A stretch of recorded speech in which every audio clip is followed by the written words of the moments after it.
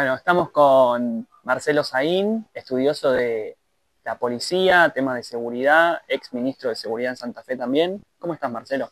Bien, Bien. muy bien.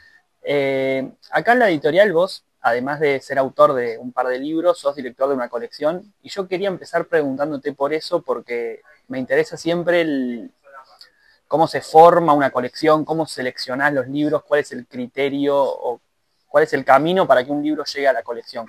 ¿Cómo sucede eso en tu cabeza? ¿Con quién charlas? ¿Qué son recomendaciones? ¿Son cosas que lees? ¿Cómo opera eso? Mira, no sé cómo se hace en general. Yo te puedo contar cómo nosotros pergeniamos con Raúl Carioli esto.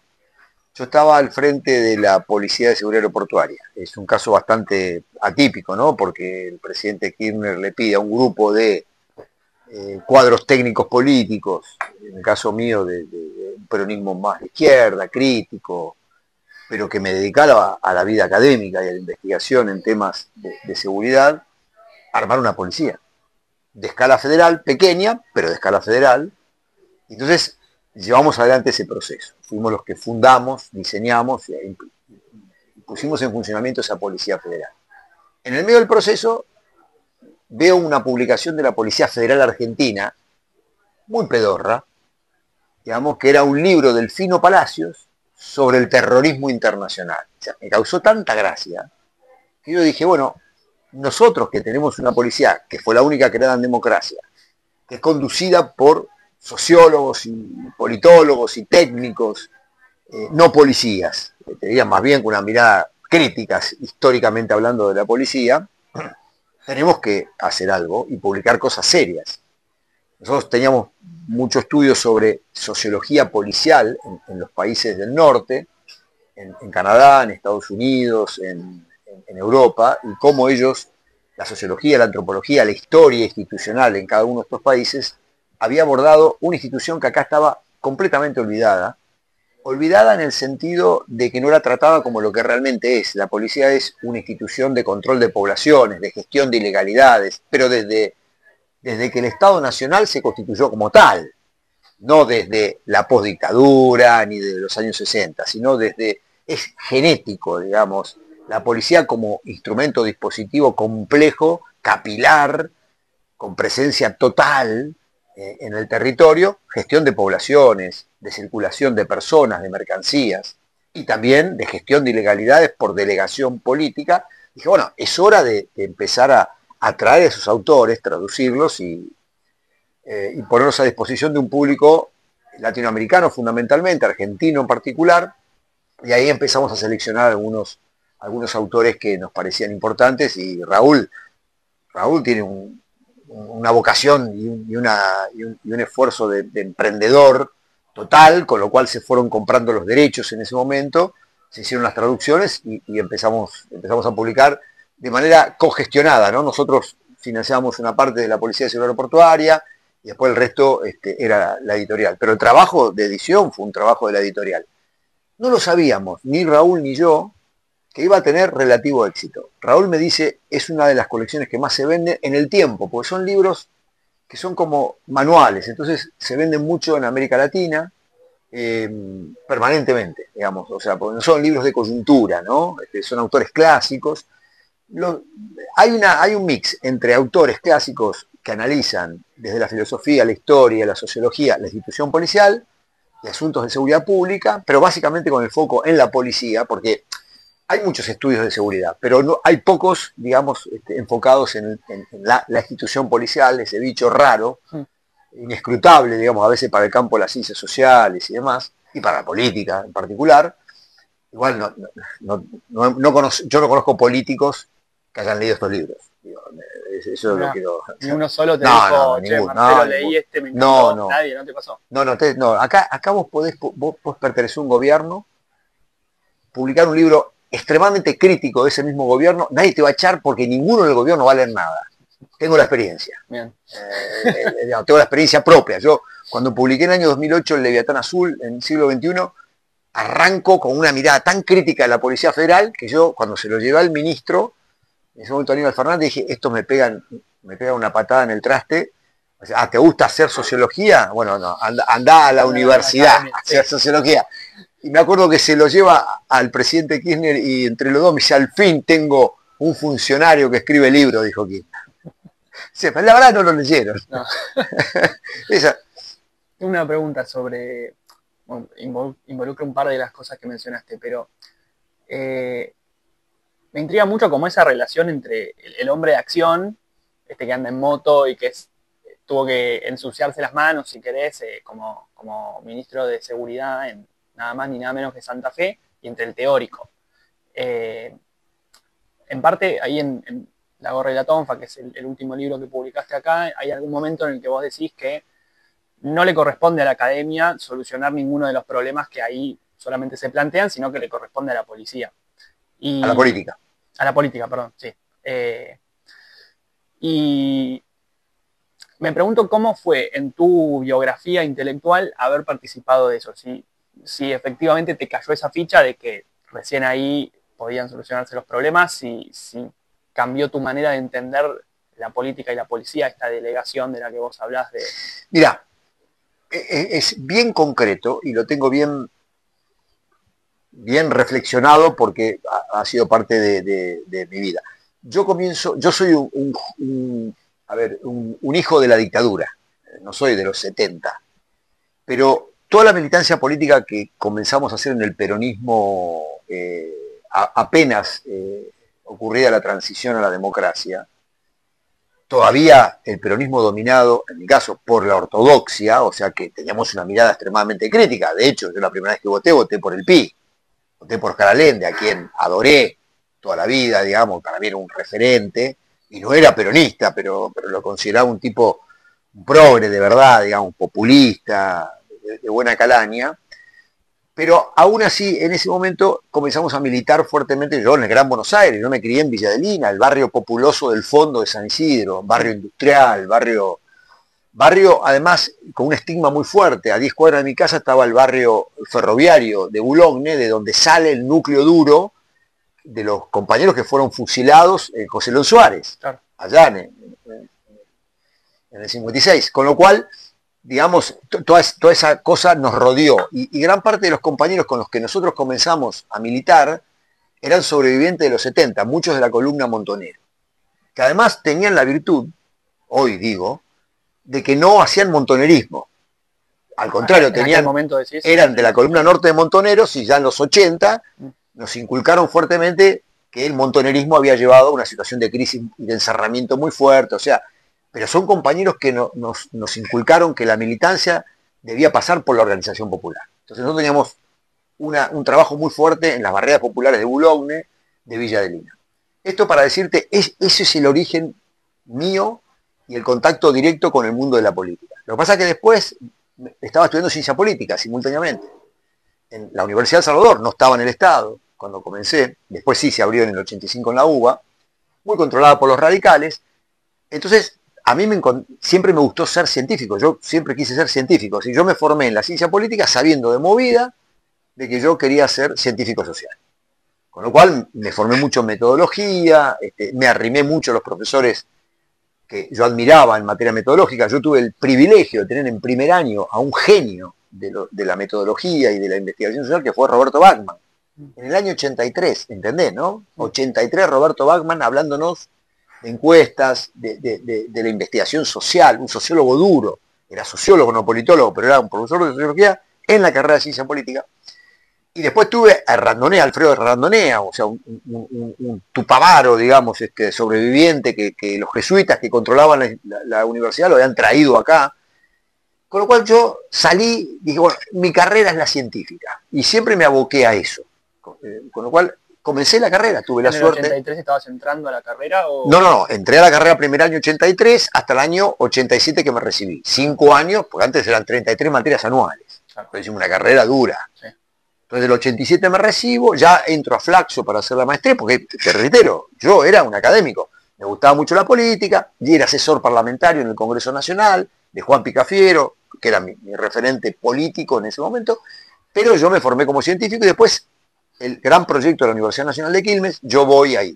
Ya había terminado la maestría, que gané una beca alemana y me fui a Brasil a ser parte de la maestría, con lo cual me enfoqué en eso, ¿no? Y carrera científica. Lo que ocurre es que En medio de todo esto, la política empezó a echar mano a los técnicos. Primero, o juristas, o fiscales, o abogados, o procesalistas, que eran, digamos, parte de la burocracia experta en materia de seguridad, echaron mano, y después aquellos que estábamos en investigaciones vinculados a temas militares, en mi caso, ya con un pie en los temas de seguridad y demás. Y ahí la primera gran experiencia fue Alberto Binder me convoca políticamente a diseñar la reforma de la policía bonaerense, fines del año 97, primeros meses del año 98. Yo pertenecía al FREPASO, nos habíamos ido del peronismo como consecuencia del menemismo, era del FREPASO, ya estaba el FREPASO constituido, y ahí Chacho Álvarez, Juan Picafiero, aceptan que nosotros vayamos a colaborar con Duhalde en la reforma de la policía bonaerense. Bueno, ahí ya tenemos un pie, digamos, en la acción política. Y fue una experiencia fenomenal. No éramos conscientes de lo que estábamos haciendo. Estábamos te iba a preguntar, ¿cómo es el momento de reformar la bonaerense, ¿no? Y si hubieran sido conscientes nosotros y a los tipos que nosotros les causamos un enorme daño porque los descabezamos, los reformamos y demás, nos hubieran matado. Claro, se hubieran ahorrado un montón de disgustos. Y no les costaba nada. Y vos también, alguno que otro. No, éramos... Cuando uno escribe esos hechos, hoy lo hablaba con un alumno mío, no te das cuenta de lo que estás haciendo. Éramos un grupo, hoy gente notable, Ciro Aniquiárico, Alberto Binder, que es un maestro de las reformas procesales penales en América Latina, uno de los principales discípulos de Mayer, o sea, tipos históricos, tipos que escriben un libro y se los traduce a otro idioma, son estudiados en todos lados.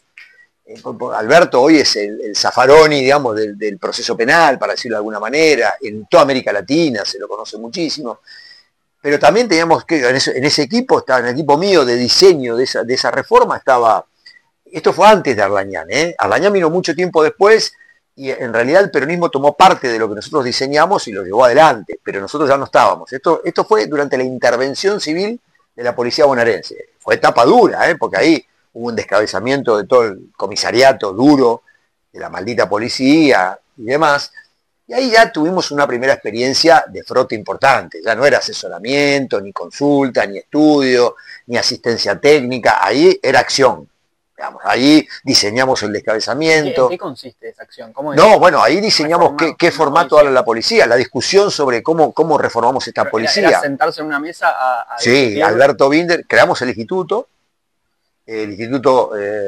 para la Política Social, y con Alberto trabajamos codo a codo, y un grupo de 4 o 5 personas, interpartidarias, yo había llevado algún conocido radical a mi equipo, que discutíamos, descentralizamos, no descentralizamos, ya había, digamos, tensiones que de alguna manera asignaron todo el proceso de reforma y contrarreforma durante los 20 años siguientes en la Policía de la Provincia de Buenos Aires, o en la política de la Provincia de Buenos Aires. Que fue, por ejemplo, descentralización sí o descentralización no. Una institución cerrada como un gueto o con controles externos. La policía autogestionando la seguridad pública sin intervención de nadie o la participación comunitaria. Esos dilemas estaban ahí. Nosotros optamos por todo un paradigma de participación, de control, de descentralización, de especialización, investigación por un lado, seguridad preventiva por el otro. Sentamos las bases de lo que después, no sabíamos, pero que después todas las reformas que se discutieron en la Argentina, la mayoría de ellas se llevaron a cabo y muchas fueron fracasadas, se intentaron y no se pudieron hacer, y otras fueron objeto de una profunda contrarreforma, pero la verdad, sentamos las bases de esas cosas, de esas discusiones en términos... ¿Por qué? Porque aparte la provincia de Buenos Aires es tan importante, que es líder en el país. Lo que pasa acá después pasa en el resto de las provincias o en el resto de los lugares. Acá se discutió la reforma en fines de los 90, porque Duhalde, que le había dado todo el poder, interpretó que si le seguía dando todo el poder, se lo iba a llevar puesto la propia bonaerense en su pelea con Menem, ¿no? La disputa de poder. Después vuelve para atrás, digamos, y se lleva adelante todo un proceso de contrarreforma. Y después Néstor, que también entiende esto, ya yo estoy al lado de él conversa mucho con nosotros acerca del problema de la inseguridad en la provincia de Buenos Aires, porque vos pensás que Néstor venía de una provincia donde había 2.500 policías. Claro. Él me dijo un día, mira Marcelo, yo los conocía por nombre y apellido a la mayoría de los policías, ¿entendés? Y de ahí saltaron a gobernar el país. Entonces, la envergadura, cuando yo les empiezo a explicar a ellos, ya en el 2003, que yo estaba dirigiendo la Unidad de Información Financiera, de Prevención de Lavado de Dinero, el problema realmente del crimen, la regulación policial del crimen, el consentimiento político y la envergadura de los negocios de lo que estamos hablando en la provincia de Buenos Aires, no me lo creían. Pero al lado de él había un peronista porteño de cafecito, como quizás la mayoría del peronismo porteño, ¿viste? Peronismo de cafecito, en comparación con el peronismo nuestro, el bonaerense, un peronismo bastante más de pacotilla, digamos, respingada, que era Alberto Fernández, y que tampoco conocía qué pasaba del otro lado de la General Paz. Entonces, Néstor era muy inteligente, era una persona que te consultaba y te escuchaba, y que decodificaba con una enorme magistralidad políticamente lo que le decía, o sea, absorbía muy rápido todo. ¿Vos a él lo conociste ya presidente? Ahí, sí. Él después me dijo, mira, cuando vos fuiste viceministro de Seguridad en la provincia de Buenos Aires, te enfrentaste a Duhalde en el año 2002, gestión Felipe Solá y ministro de Seguridad Juan Pablo Cafiero, mi querido amigo de toda la vida y la persona que yo cada vez valoro más históricamente, como dirigente peronista. Son los dirigentes que se los comió la crisis del 2001, ¿no? Sí. Tipo brillante, Juanpi. Yo lo mejor, lo poquito que es bueno que tengo de política, lo aprendí todo de él. Él vio esa disputa, ese contrapunto, ese señalamiento que yo hice como viceministro tan estrendoso, donde yo dije, detrás de todos estos hechos de alta criminalidad está la interna del peronismo y se la están jugando a Felipe porque decidió ser gobernador sin la autorización del mandamás de acá, que era Duhalde. Eso generó un cisma, tuvo mucha repercusión mediática, aparte dicho por un ignoto desconocido, yo no era para nada conocido. Duhalde me llamaba Caín. Él dice, yo tomé nota de eso, digo, qué bicho raro este tipo, ¿no? Un cuadro político, no, peronista. Por un furcio, porque... No, a propósito, Caín por malo. Sí. Saquen a ese Caín de ahí, no, al contrario. Tipo, digamos, pero más allá de eso, Néstor me dijo después en el 2004, cuando yo tuve alguna conversación con él, él me dijo, yo ahí te anoté, dije, este tipo, qué tipo raro, ¿no? Un tipo dedicado, es un cuadro político, no se pone la gorra, pero tiene una mirada. ¿Por qué? Porque acá está el tema. Yo entendí rápidamente que, como yo venía de los estudios militares, y yo ya me di cuenta después del último levantamiento, y de cómo se resuelve en el año 90 con Menem, que el poder militar ya no era más un poder político, pero que había otros poderes en la democracia que había que domesticar políticamente hablando, y era la policía. Y la policía no se había reformado, no se había tocado. ¿Eso en qué momento te...? Fines de los 90. Pero ahí ya vos decís... paso a estos temas. ¿El partido militar ya no está? No, ya no hay más partido militar, hay un actor policial que talla fuertemente, y la provincia de Buenos Aires, la bonaerense, era la crisis de fines de los 90, te marcaba eso. Entonces yo ahí dije, no hay cuadros políticos que atiendan esto. Y la verdad, como yo me formé en el peronismo clásico, el peronismo que nos gusta el poder, no nos gusta ser legisladores, nos gusta ser presidentes y gobernadores.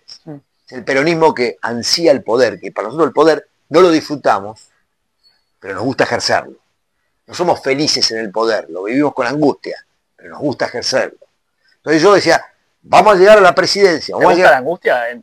Nunca disfruté ninguno de los cargos ejecutivos que tuve. Los sufrí todos. Mirá. Los sufrí de día, de noche. Los sufrí porque porque vos no podés ser peronista, transformador, si no sos transformador no sos peronista.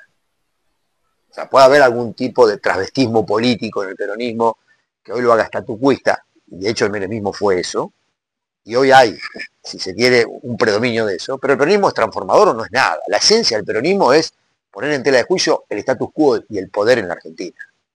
Y si vos perdés esencia, no es peronismo. Poner el nombre que quiera, pintarlo como quiera, si querés llamarlo peronista, para mí no lo es. Entonces, ese espíritu transformador significa, si nosotros gobernamos la Argentina, tenemos que poner en jaque una estructura de poder, entre lo cual está la policía como un gran dispositivo de control, de regulación, digamos, de los movimientos sociales contrarios. La policía es una policía del status quo. La policía nace en el Estado Nacional para gobernar las poblaciones y las ilegalidades, ya con los conservadores. Y no cambió más esa función hasta el día de hoy. Entonces, nosotros como peronismo, si ponemos en tela de juicio el poder, tenemos que poner en tela de juicio esto. Espera, porque esto es importante. Entonces, no tenemos cuadros para hacer esto. Y no le podemos entregar esto a la derecha. No podemos decir, no queremos la policía. Vos llegaste a la presidencia, tenés que gobernar estructuras de inteligencia, fuerzas armadas y estructuras policiales. Te guste o no te guste. Vos no podés decir, che, ¿sabe qué? Voy a hacer política social, política de salud, política laboral, y de los milicos, de los policías y de los espías que se encargue el Espíritu Santo. Entonces ahí es donde yo, en la experiencia en la provincia de Buenos Aires, comencé a estudiar un poco más las reformas y a tener un pie en la academia muy fuerte. Nunca abandoné eso. Para mí eso es mi trabajo, mi esencia. Yo soy un académico full time, soy feliz. Ahí sí tengo sonrisa en la cara cuando laburo. Pero los cargos que yo tuve, nunca. Siempre los viví con mucha angustia, con mucho pesar. En esta cosa que mencionás de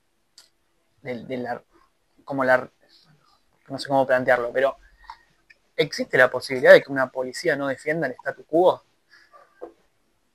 No, eso es una discusión, entre otras cosas, de un libro maravilloso, no lo veo por acá, de Monchardet, que está por acá, pero que lo hemos, no sé si bueno, no importa, Dominique Monchardet. La policía es un instrumento, o es, digamos, o tiene sus propios objetivos. Es un martillo donde el objetivo se lo pone quien lo maneja, y entonces sirve para romper la cabeza a alguien o para construir una casa,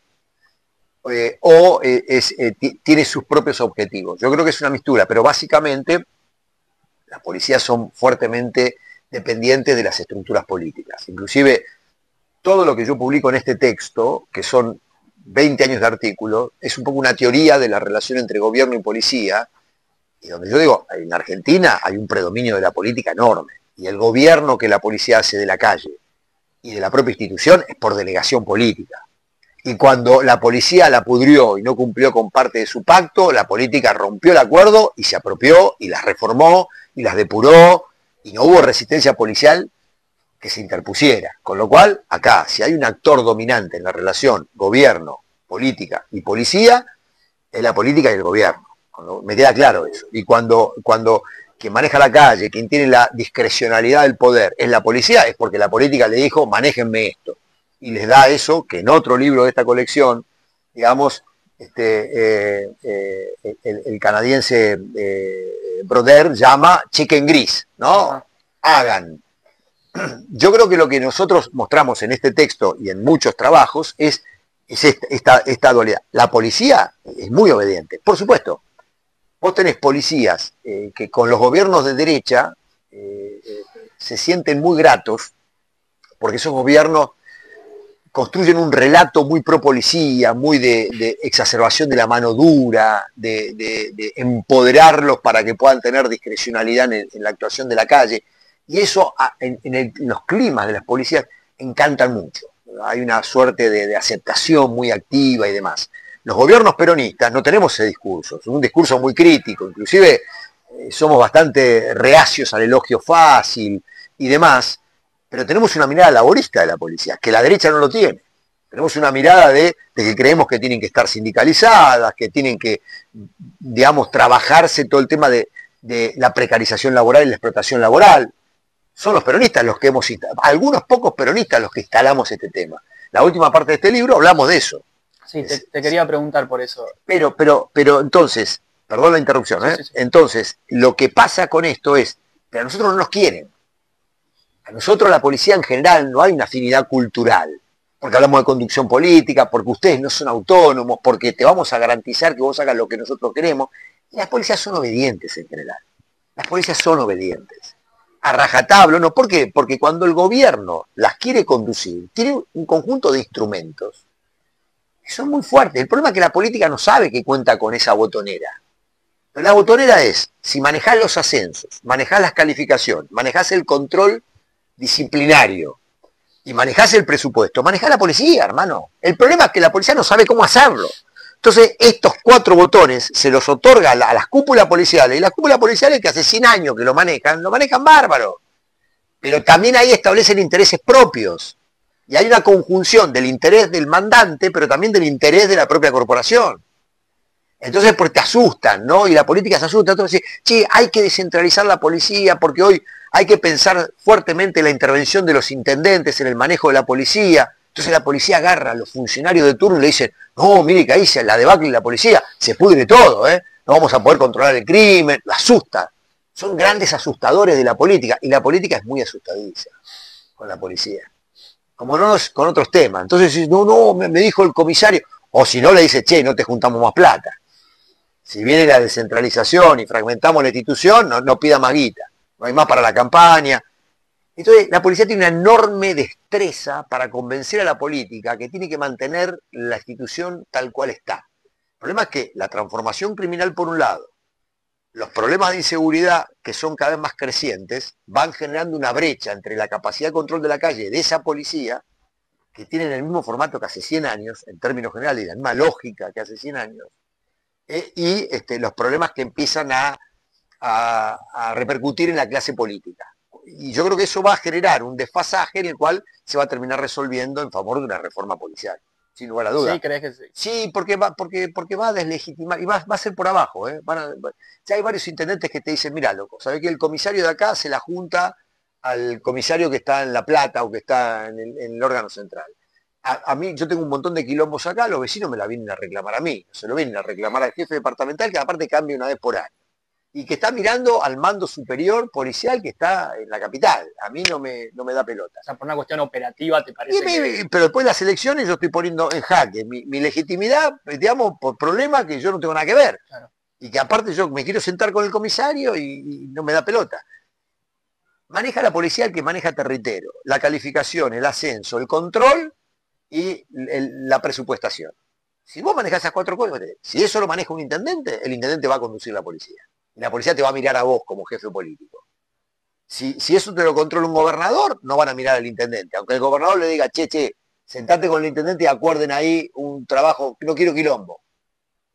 La policía es maravillosamente eficaz, ha sido eficaz en el manejo de los mercados ilegales, de la ilegalidad, sin levantar la perdiz. Porque en el fondo, ¿qué le reclama a la política? Tranquilidad. Lo que llamamos acá, gobernabilidad tranquila. Es decir, sí. ¿Hay crimen? Sí hay crimen. ¿Hay mercados ilegales? Sí. ¿Lo maneja la policía? ¿Lo regula? Sí. No hay violencia, no hay escandalización, no hay quilombo, no hay tapa de diario. Listo. Bueno, que es un poco... Cierra. Te he escuchado en el último tiempo ponderar relativamente bien la gestión de Puyaro en ese sentido. De en homicidios. En homicidios. A nivel de choreo, no. Esa gobernabilidad la consiguió justamente aceptando esa tranza. La tranza con jefes que gatillaban. ¿Por qué? Porque los homicidios en Rosario tenían que ver con el mercadeo minorista de droga y la competencia comercial entre las bandas. Pactó con los jefes de la banda, bajaron los homicidios. Solamente en Rosario. Lo que está en la provincia, al igual que acá en Buenos Aires, Capital Federal, inflacionado el choreo. La crisis económica lleva a un nivel de aumento de los delitos predatorios en donde hay un enorme subregistro. ¿De acuerdo? Porque la gente no denuncia. Eso lo podría saber con encuestas de victimización. Bueno, por supuesto, no se hacen en provincia de Buenos Aires, no se hacen en Capital, no se hacen en la provincia de Santa Fe, porque la política no quiere que se sepa cuánto choreo hay.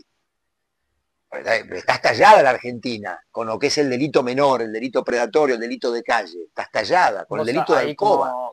Como estudioso, ¿tenés por ahí un registro en el que confíes más? ¿O no existe... Cuando vos ves que aumentan los delitos registrados en este rubro, es porque los no registrados explotan. Es una tendencia general. Y además todo esto se eleva cuando hay alta crisis económica en cortos periodos de tiempo. Y cuando se empieza a haber más distribución de recursos, mejor bonanza económica por abajo, caen enormemente esos delitos. Es lo que vimos en la década del 90, lo que vimos en la primera década de este siglo y en la siguiente. No se sabe muy bien por qué, nadie te va a poder... Lo mismo que los homicidios, no sabemos por qué carajo en la Argentina, desde hace 15 años los homicidios bajan. Ahora, no bajan en Santa Fe, ni bajan en la provincia de Buenos Aires, ni la bonanza del gobierno bonaerense, porque ya atravesó, ese descenso atravesó 3 administraciones gubernamentales nacionales y provinciales. ¿Se entiende? No sabemos muy bien por qué bajan, pero bajan.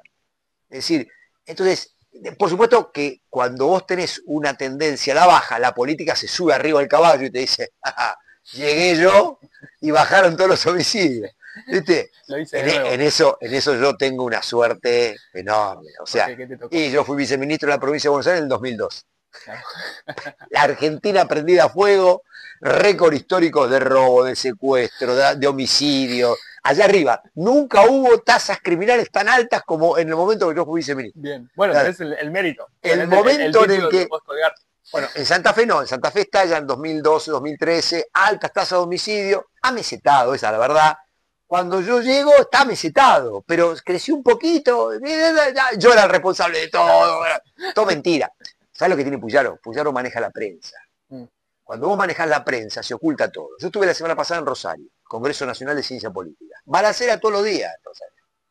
Todas las noches tenés balacera en los barrios narcos. Se están matando de vuelta por el control del comercio. Y hay un aumento de la tasa de homicidios. Más acotado, pero existe. Lo que pasa es que no te sale una sola información en los medios. Porque lo tienen comprado. Con pauta, con sobres, lo tienen comprado. Entonces los medios, ¿qué hacen? Como allá en Santa Fe no hay dos prensas, no hay grieta, hay una prensa hegemónica, pues es un pueblo donde los poderosos manejan el sistema institucional y manejan también la prensa, y tienen los dueños de los medios, forman parte de la coalición empresarial dominante con negocios en un montón de rubros, salud, agropecuarios, industriales, financieros, con lo cual tienen capacidad de extorsión sobre el gobierno. Entonces, los gobiernos le bajan una parva de guita y los dueños de los medios dicen, cierran la boca con este tema, está clausurado. Es así, así funciona Santa Fe. Es menos visible acá. ¿Por qué? Porque vos en Buenos Aires tenés mucha más disparidad, diversidad de medios, o por lo menos tenés dos grandes bloques. Entonces te dice, aquello que está desmadrada la provincia de Buenos Aires, va el Grupo Clarín, todos los tipos que quieren que Kicillof le vaya mal electoralmente. Y por otro lado, y te silencia en la capital federal, que tenés tanto nivel de robo o más que en la provincia de Buenos Aires. Y acá también tenés mercados de drogas importantes y también te los maneja la policía de la ciudad. Porque, entre otras cosas, lo que Macri negocia en el traspaso de la policía, digamos, federal a la policía de la ciudad es que también traspasaban el paquete de negocio. Pasó todo. ¿Y eso cómo se negocia? En una eso? mesa. En una mesa y se dice, ¿sabe qué? Pasa la estructura de mando, pasan todos los jefes que nosotros decimos, porque si no te inflacionamos la calle de muertos. Pero ¿cómo? O sea, no hay un contrato desde ya. ¿Cómo lo cedes? Así, en la mesa, en la mesa, como te lo estoy diciendo. Como vino el secretario un día del jefe de la policía, hacía 3 semanas que estaba en la provincia de Buenos Aires, de viceministro de Juan, y dijo, hay tanta plata por mes para ustedes. En ese momento era $1.000.000, que era $1.000.000. Mi respuesta fue, yo sé que ustedes están llevando promedio 10 palos verdes, 10 millones de pesos por mes. Si yo arreglo con ustedes, me llevo la mitad, porque yo manejo el ascenso, la calificación, los destinos, la infraestructura, la inversión, con lo cual, o sea, vos no solo que me querés adornar con el 10%, sos un hijo de puta. Claro. No voy a llevarme ni el 10 ni el 50. O sea, y si ustedes tienen que perder con nosotros, van a perder por un cucuruche. Entonces, así fue la conversación. No hay mucho... Listo, saludo a uno, saludo a dos. Seguimos trabajando codo a codo todos los días con ese tipo. O sea, no pasa nada. Esto se trabaja de esta manera. La policía enseguida va a venir y te va a decir, mire ministro, mire jefe, en algún momento va a encontrar el momento para decir, ¿qué hacemos con esto? ¿De acuerdo? Decir, ¿qué hacemos con esto? Y ahí va, bueno, si quieren colaborar o me la traes tanto. La administración Scioli se financió con la policía, con el servicio penitenciario, para romper con Cristina. Era una de las principales fuentes de financiamiento. Fueron de los mejores que limitaron mucho la caja de la policía bonaerense, pero no la limitaron la caja porque la dejaron de juntar, sino porque se llevaban el paquete más grande de esa caja, la política. Volviendo a raíz de eso un poco a y hay otras experiencias más. Cuando yo llego a Santa Fe de ministro, ahí me empiezan a contar cómo son las cosas. ¿Por qué? Y porque un montón de gente nos planteó exactamente lo mismo. Y entonces yo pillo, ¿por qué no me contás un poquito cómo era antes? Y ellos te cuentan. Porque ahora vos sos el que está sentado arriba de la gerencia de la empresa. La botonera. De la botonera. Ahí vuelvo un poco a raíz de esto que señalás. Eso, ¿no? De cómo se negocian estas cosas, como cualquier otro lugar. Sí, es que me resulta como lejano y misterioso. No pasa nada, y son siempre estas cosas donde levantás el velo y son un par de personas en una mesa. Nada diferente de lo que es una partida de póker. Claro. ¿Y ahí tenés que blafear mucho? No. Bueno, qué sé yo, que cada uno tendrá su estilo. A mí no me pone nervioso eh, y como tengo claro, digamos, de qué se trata, las cosas las jugás bien. Y aparte Pero las siempre, cartas no las escondes siempre en les ese doy, tipo de no, siempre les situaciones. doy la posibilidad de que lo grabe, con lo cual también es un reaseguro para mí. Lo que te vas a llevar es, primero, que no somos tontos, y segundo, que no arreglamos. Así de simple. Pero entre otras cosas, te voy a hacer una mirada bastante poco épica de esto. Yo no creo en la honestidad de las personas.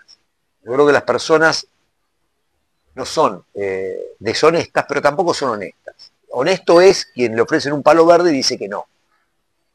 Yo no sé si una persona tuvo alguna oportunidad de llevarse un palo verde sin licitación, sin nada, porque vos hay que entender, la guita que te junta la policía viene limpia. Limpia en el sentido de que viene fresquita. No hubo un proceso licitatorio donde dejaste los dedos, donde arreglaste con el proveedor, donde por ahí sobrefacturaste o Claro. por ahí Es como haberla un encontrado. sobreprecio. De alguna manera una licitación, un retorno, una licitación, hay un rastro estatal. Acá no. Claro. Acá no hay ningún rastro estatal, con lo cual es fresca. Entonces, eso Sí, es la tentación perfecta. No, no hay. aparte no hay costo porque la policía no te va a cobrar nada, no te va a decir nada de, che, vos no cumpliste, pero, digamos, es más, se sienten mucho más tranquilos con los funcionarios que la reciben que con los funcionarios que no la reciben. La incomodidad para ellos es enorme, pese a que les queda más plata, Sí. porque nosotros sabíamos perfectamente bien que la seguían juntando, digamos, pero ellos están intranquilos. ¿Por qué? Porque no tienen el seguro. No pueden pagar el seguro. Es como que vos andás en un auto en la calle sin seguro. Entonces estás todo el día pendiente. Si choco, si mato a alguien, no tengo el colchón del seguro. Sí. Cuando vos le ponés el dinero a un gobernante, desde la policía, vos tenés un seguro. Vos tenés un colchón. Puede andar bien, puede andar mal. Puede ser que te traicionen también, pero es un colchón. Sí, supongo que es la sensación de, dicho en criollo, que tenerte agarrado los huevos. O sea, porque Bueno, si vos no pero aceptaste, ellos saben que de alguna manera tenés una puede ser, ventaja hasta moral, si querés. Si puede no, ser, pero yo te diría que en general ni siquiera te van a grabar, ni te van a tener agarrado, sencillamente es un pacto de caballero. Ahora, eso se puede romper porque le ha pasado a Duhalde, ¿no? Digamos, Duhalde le dio todo el poder y después el desastre que hicieron en la calle en fines de los 90 lo convenció a él de que si le seguía dando toda esa autonomía como la habían tenido con Klosik y todo eso, y la maldita policía, iba a perder la guerra política que tenía contra Menem. Entonces decidió, digamos, intervenir de la manera, porque tenía un equipo al lado que también le venía de... Él estaba rodeado de dirigentes conservadores que le decían, dale todo el poder a la policía, no salgamos de este esquema, pero también había algunos funcionarios del dualdismo que le decían, guarda que te va a prender fuego la provincia de la policía. Y no porque te estén jugando alguna mala, sencillamente porque está desmadrada. ¿De acuerdo? Porque aparte ya había empezado a tallar fuerte la guita de la falopa, la guita del narcotráfico. Ya estábamos, no era el juego clandestino, ya estamos hablando de una plata mucho más grande. Entonces la disputa dentro de la bonaerense era tan fuerte que empezó a haber muertos en la calle y eso las pagaba el gobernador. Esto para decirte concretamente que entonces, digamos, había un equipo. Eduardo de Lázari era el procurador, fue el que convenció a Duhalde de hacer la primera gran depuración septiembre-octubre del año 96. Te voy a decir más. La factura que la cúpula de la bonaerense le cobra a De Lázari y a Duhalde es el asesinato de Cabezas. Porque quien está detrás del asesinato de Cabezas, no solo detrás, sino los autores materiales, es la bonaerense, no Yabrán. Cuando vos lees la causa, Yabrán, más allá de lo que digan algunas de las víctimas, es muy lábil el vínculo entre Yabrán como mandante del homicidio. La bonaerense estaba ahí y le plantaron el cadáver de Cabezas ahí, en el paso que él iba a hacer, que hacía todas las mañanas para ir a pescar en un lugar inhóspito, en Pinamar. Con lo cual, esa fue la factura del descabezamiento de todos los jefones de la maldita policía, que no lo hizo ni la intervención ni Luis Arlañán. Eso se produjo un año antes. ¿De acuerdo? Eso fue septiembre del año 96. ¿Cuándo lo matan a Cabezas? En enero del año 97. Para ubicarte bien. sí. La intervención de la policía bonaerense con Lucho Lugones, un diputado provincial muy valiente, que también era parte del dualdismo y que entró a depurar, segunda etapa de depuración a esa cúpula, digamos, eso fue diciembre del 97. Sí, lo que te quiero señalar con esto es la policía te la puede jugar, estamos hablando de una policía brava. En otros lugares no hay una policía tan brava, pero es una policía, digamos, que sabe atemorizar a la política, sabe amedrentarla, sabe fruncirle el ceño, digamos, de alguna manera. Tienen esa habilidad.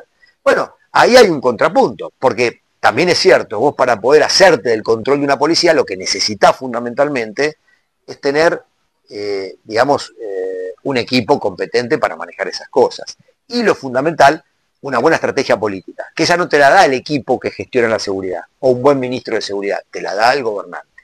¿Por qué hicimos la PCA nosotros y nos salió bien? No porque somos unos genios, porque estaba Néstor Kirchner.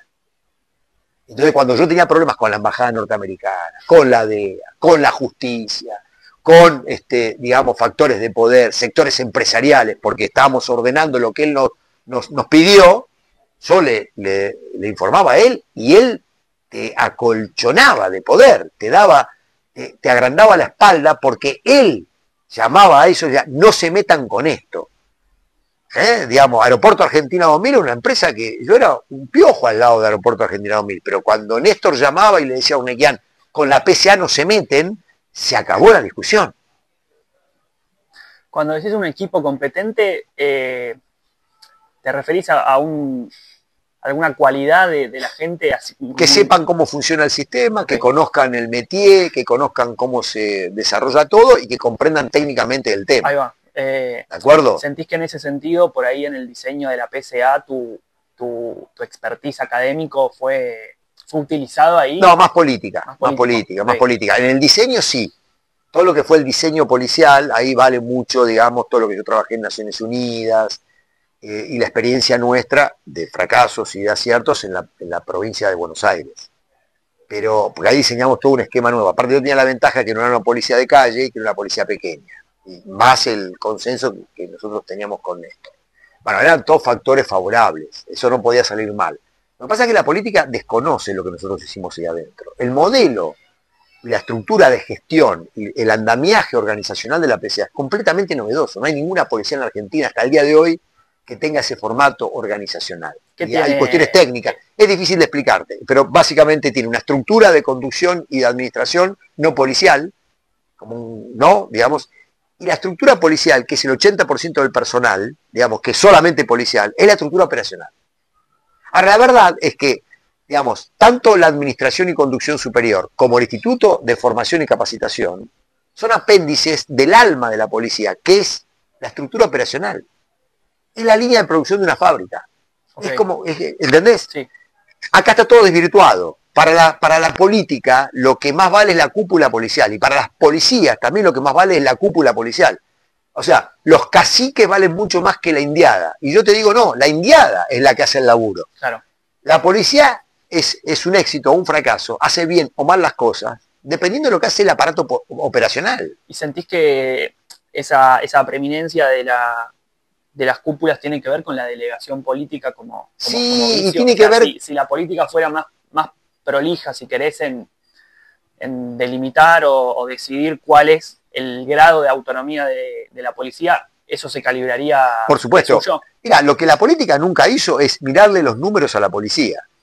Si vos tenés un enorme déficit de personal, que es lo que todo el tiempo está reclamando los jefes de la policía, necesitamos más gente, más plata, más patrullero, más gente, más plata, más patrullero. Ahora vos te pones a mirar de que las policías gastan en materia operacional una porción insignificante de su presupuesto, vos decís, ¿para qué me pedís más guita? Si este es un bolsón de ineficiencia.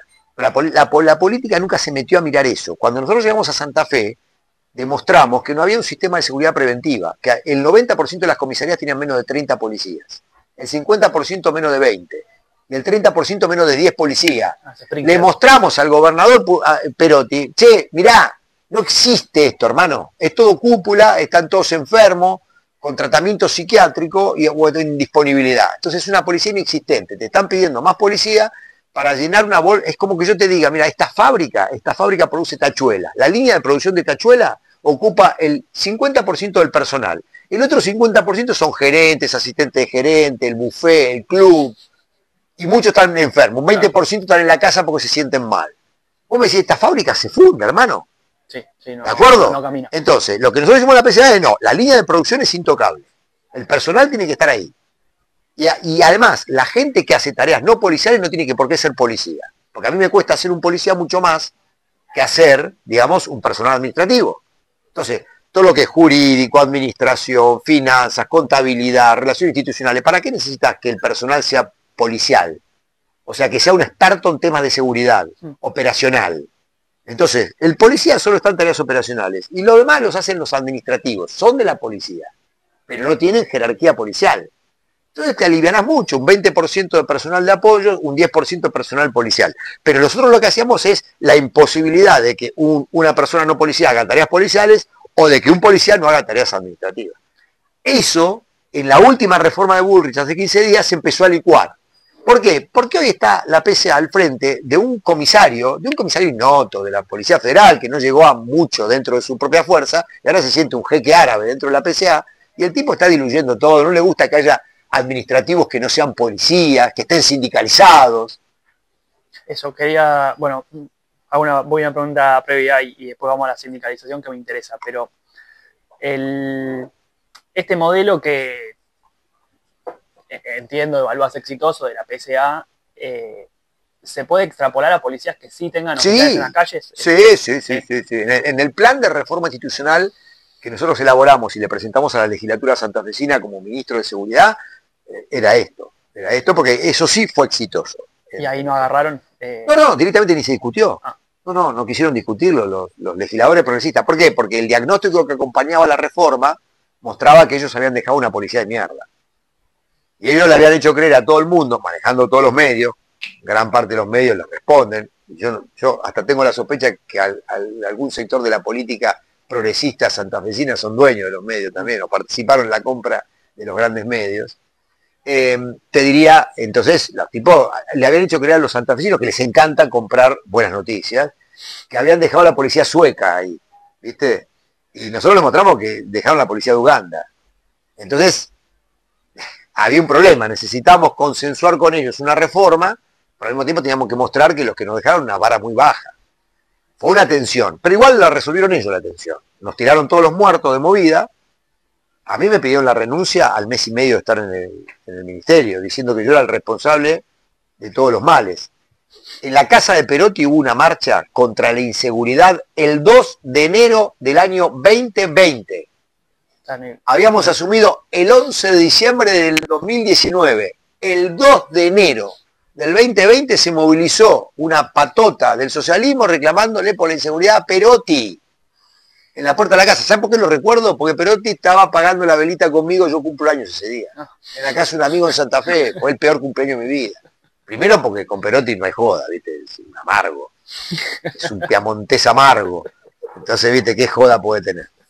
Y además porque estábamos todos pendientes del teléfono para que vos entiendas. Es decir, pero perdón, ¿vos estabas pasando el cumpleaños con él o te llamas? Sí, no, estábamos en la casa de un amigo, un asado con Mirabela, Perotti y mi amigo.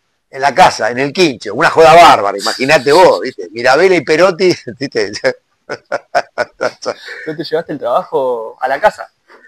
No, fue un asado, que pensé, era un asado con una pequeña torta, digamos, y nada más, fue un escándalo eso. Pero lo recuerdo por eso, digamos, o sea, no habíamos cumplido un mes y ya nos tiraban todos los muertos, los socialistas son siniestros, ¿eh? Ellos pasa, los santafesinos tienen una gran capacidad para hacerle creer a los porteños y a los bonaerenses de que son progres, de que son honestos. Y es un sistema político feudal aquel. Es un sistema político realmente feudal. Y allá todo el mundo lo sabe.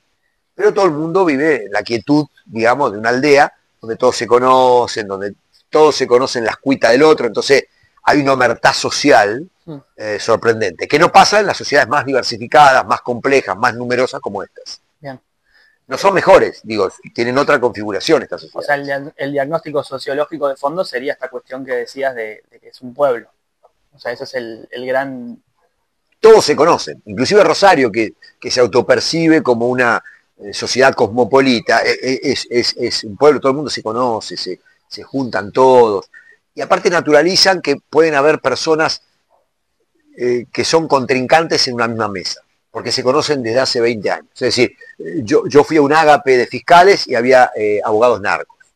Se conocen de la universidad, nos conocemos de toda la vida. Flaco, a ver, hoy están jugando un equipo distinto. Claro, una cosa no quita la otra, ¿no? Pero a ver, yo admito que en un cumpleaños de un jugador de River esté uno de Boca, pero es un cumpleaños y es el fútbol. Ahora, que estemos todos brindando por el año nuevo, abogados narcos con fiscales, la verdad no lo vi en ningún lado eso. No, yo en Ciudad Gótica nada más. Digo que sepan, bueno, el pingüino está allá. Bueno, mi experiencia en Santa Fe me hizo valorar muchísimo la institucionalidad política bonaerense. Mirá. Yo pensé que era una institucionalidad muy precaria, muy...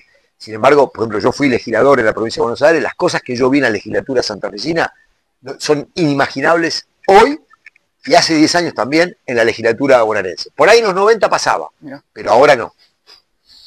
Bueno, y ahora sí yendo un poco a la sindicalización que me interesa porque creo que es un tema caliente en general a la hora de pensar, simplemente pensar la perspectiva laborista de la policía, y la sindicalización es un tema que yo no escucho que se trate mucho, creo que fundamentalmente a vos, no sé si alguna vez a Zaffaroni también lo escuché al respecto, tal vez me confundo. Sí, no, está bien. Sí.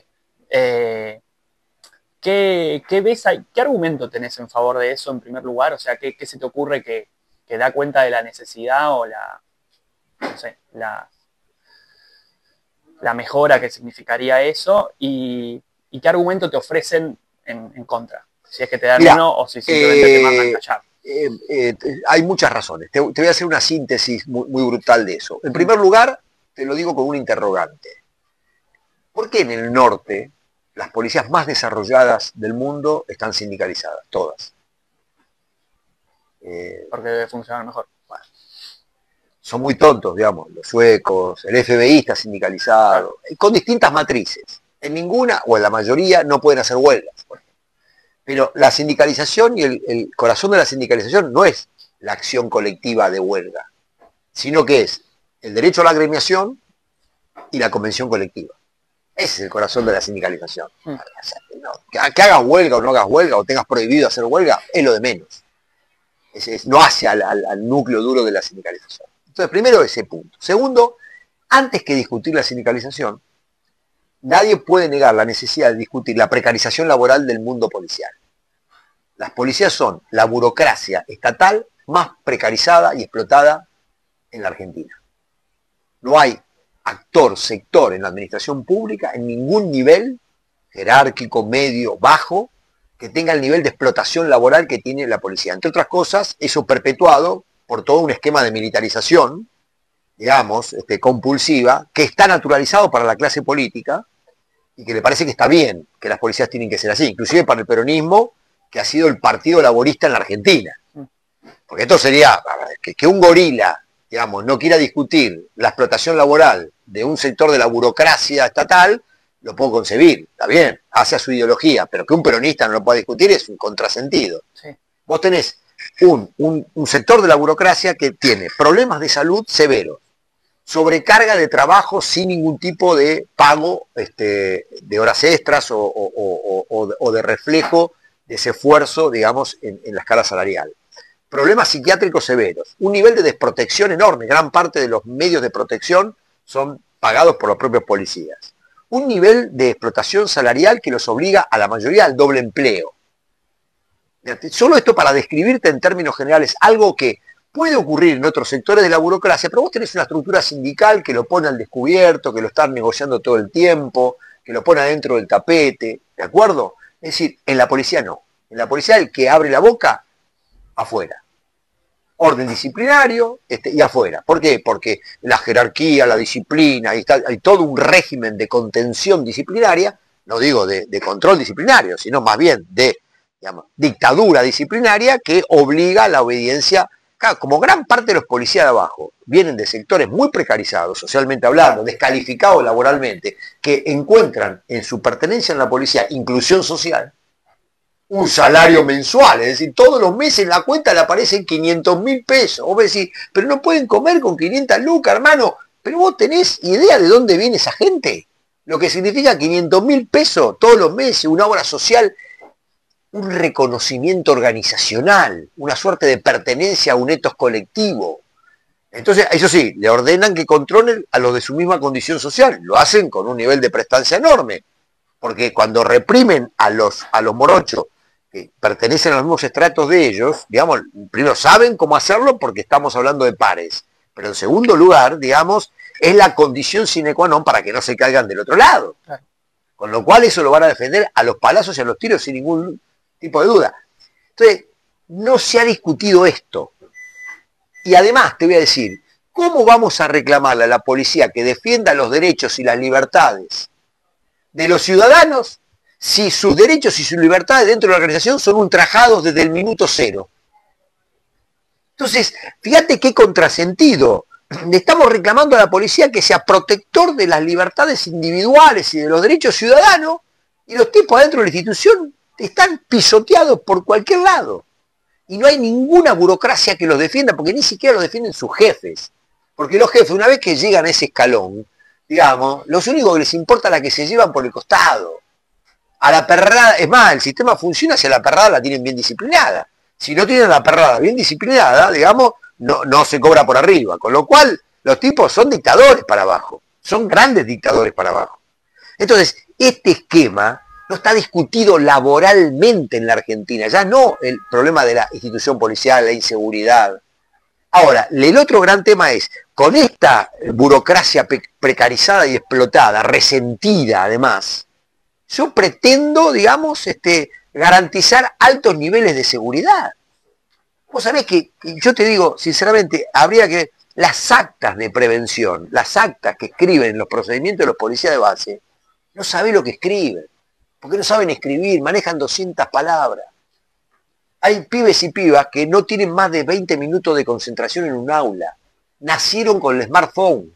No saben lo que es leer un horóscopo el domingo. ¿Me entendés? Porque para estos pibes un horóscopo el domingo es como un libro para vos. No están habituados a eso, ¿sí? No tienen capacidad de abstracción, no saben entender procesos complejos. Y nosotros decimos, che, aplicaron mal el Código Procesal Penal en este procedimiento, pero me cago de risa. Pero maestro, pero ¿cómo me estás diciendo? Si te pides un millennial. ¿Me entendés? Y nosotros le pusimos un uniforme sueco, un arma, una pistola israelí, un casco alemán, y creemos que son policías del primer mundo. 6 meses de instrucción. Chicos que, te reitero, no tienen capacidad de concentración más de 15 a 20 minutos. Entonces, esto no tiene nada que ver con la sindicalización. Lo que tiene que ver esto es con la precarización de un sector. Entonces, hablemos de las condiciones de trabajo de los policías. Vas a ver que el día que la política empiece a estudiar esto, claro, tiene un problema, tiene que dar una respuesta, porque eso, si vos le pones luz a esto, el problema se lo van a encontrar. El problema lo vas a tener. Entonces, ¿sabes qué? Vas a la sindicalización inevitablemente, porque además, yo quiero que haya dirigentes sindicales de la burocracia policial que estén junto con la CTA, con los dirigentes de la CGT, digamos, y laboralicen la policía. Y sentís que hay, en el libro creo que señalás más bien que no, pero por ahí, no sé cuánto tiempo, ¿esa ya quedó? Ok, te cierro esto, no sé si estamos grabando ahí, y vamos a lo último. Ah, ya cortaron hace una hora, estamos hablando solos. ¿Qué nivel de recepción hay? O sea, ¿cómo se toma la policía en general la idea de sindicalizarse? Ahí, cada vez, a ver, las camadas nuevas no están de acuerdo, no tienen ni idea de nada, mejor dicho. Las camadas nuevas no tienen ni idea de nada. La vida pasa por el telefonito y punto. Los mandos medios son conscientes de esto y son partidarios, pero cuando ya ascendiste un escalón, que estás en la antesala de la cúpula, como siempre les digo, estuve dando clases a las policías de América Latina y del Caribe en un curso de la OEA que hace años que damos, y yo les decía, ustedes son grandes reformistas ahora que tienen 15 años de antigüedad. Cuando ya cumplen 20, empiezan a ser conservadores. Y ya cuando llegan a la cúpula son tremendos dictadores. Se reían. Y después cuando se retiran vuelven a ser reformistas. Entonces empieza el recuerdo, ¿no? Viste, las charlas de borrachín en el bar. Se juntan los viejos jefes de policía y dicen, ¿te acordás? Nuestra gloria. Tendríamos que haber reformado la institución. Escúchame, turro, ¿por qué no me lo dijiste antes? Ahora te haces el reformista porque estás al pedo todo el día, digamos, porque a mí uno de los grandes jefes de la maldita policía, yo establecí un vínculo muchos años después, muy simpático, y nos juntábamos a charlar mucho, y una vez me dijo, yo soy el dueño de una de las manijas del féretro de la policía bonaerense. El problema es que te diste cuenta 10 años después que te fuiste, y que no tenías más poder. Si te hubiera dado cuenta 10 años antes de irte, Algo hubieras hacíamos. podido hacer algo. Este es el problema. Ustedes son grandes lectores de la institución cuando ya no están más. Entonces, pero bueno, entonces, las policías no se van a autorreformar. Y las policías no se van a autodepurar. Entonces, o lo hace la política o no se hace. Perfecto. Clarísimo, Marcelo. Me hubiera quedado... De las preguntas que preparé, creo que te hice 2. Así que... Es me que yo quedo las con vi, las son muy ganas. comprometedoras y entonces dije, Sí. no lo voy a Voy dejar a hablar. largo de otra O cosa. la 3 es muy jodida, Sí, la entonces 3 era ahí jodida. es la experiencia política. Sí. Era una trampa en realidad. Era una trampa. Era toda una trampa. Sí, sí. Muchas gracias, de verdad. Gracias a vos. Espero que hayas disfrutado. Mucho. Y nos vemos la próxima. Denle like, suscríbanse, hagan todo lo que corresponda.